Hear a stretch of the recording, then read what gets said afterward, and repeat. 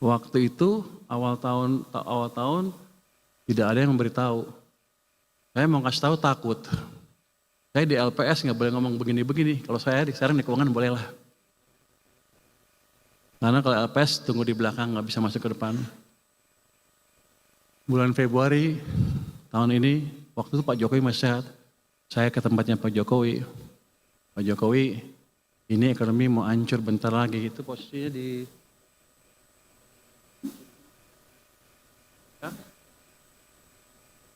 bantu nggak Pak? Dan saya juga takut, saya nggak punya teman. Pak Jokowi udah pensiun kan. Pak Prabowo saya belum kenal waktu itu. Pak Jokowi bantu nggak? Dia bilang bantu. Baru saya berani kasih ke sana sini, mencoba memberikan informasi bahwa ada masalah di perekonomian. Tapi ini jatuhnya begini, kita nggak usah takut.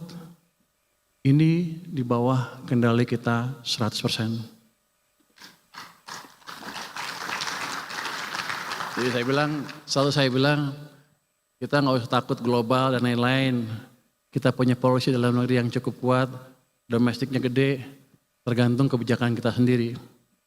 Jadi saya selalu bilang, nasib kita di tangan kita sendiri.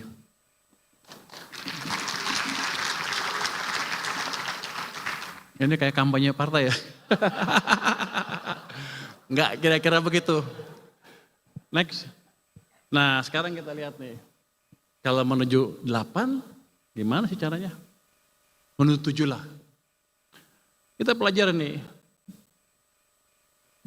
zaman Pak Jokowi, zaman Pak SBY, bangun infrastruktur sedikit kan, pertumbuhan ekonominya mendekati 5% rata-rata. Pertumbuhan kreditnya 21%. M0-nya 17%. Zaman Pak Jokowi ini kasihan, sepertinya dimusuhin. Begitu dia masuk, ini cuma berapa? Di bawah 10%. Ini rata-rata cuma 7%, bahkan ada yang sampai 0 sekian. Rata-rata itu karena kebantu atas ini. Di sepanjang ini dia di bawah. Jadi dia ekonomi direm. Dia bangun infrastruktur sebanyak apapun, hanya menggerakkan government sektor. Private sektornya lambat atau berhenti. Makanya tumbuhnya hanya di bawah 5%.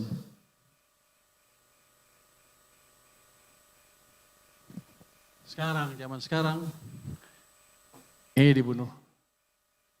Private sektor pasti nggak jalan kalau nggak kita balikin nih. Terus government-nya juga masih baru, belum berjalan dengan cepat. Jadi kalau kita lihat apa? Sebelah sana mesinnya mesin swasta, 90% dari ekonomi. Sebelah sana mesinnya mesin pemerintah yang 10% dari ekonomi. Dalam 20 tahun terakhir ini, mesin ekonomi kita pincang. Satu jalan sana swasta, di sini satu jalan hanya pemerintah. Swasta 6, pemerintah 5. Gimana kalau dua-duanya dijalankan? Base-nya kan 6 kalau swasta. 6 tambah sekian. Jadi 6,5%, 6 sampai 6,5%. Enggak susah-susah amat dalam waktu setahun 2 tahun.